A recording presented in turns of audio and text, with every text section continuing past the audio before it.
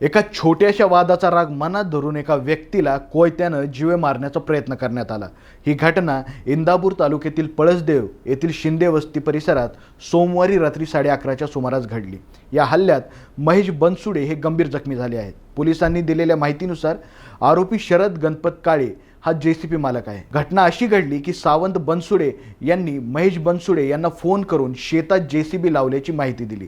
मात्र वसंत बनसुडे यांनी महसूल अधिकाऱ्यांकडे तक्रार केल्यानं काम बंद करण्यात आलं होतं। यावरून वाद निर्माण झाला।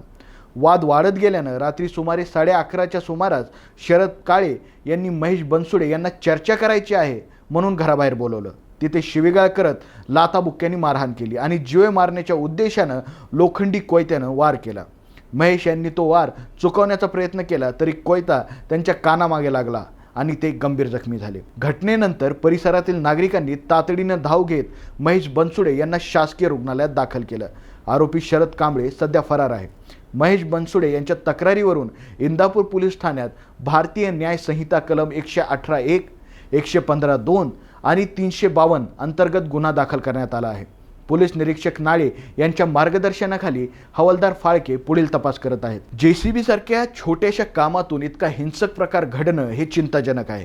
पोलिसांनी आरोपीला लवकरात लवकर अटक करून कायदेशीर कारवाई करावी अशी अपेक्षा परिसरातील नागरिक व्यक्त करत आहेत। आणखीन घडामोडी जाणून घेण्यासाठी पाहत रहा पिंपरी चिंचवड न्यूज। सोबतच आमच्या फेसबुक आणि इंस्टाग्राम चॅनलला फॉलो करायला विसरू नका। तसेच यूट्यूब चॅनलला सबस्क्राईब करायला विसरू नका।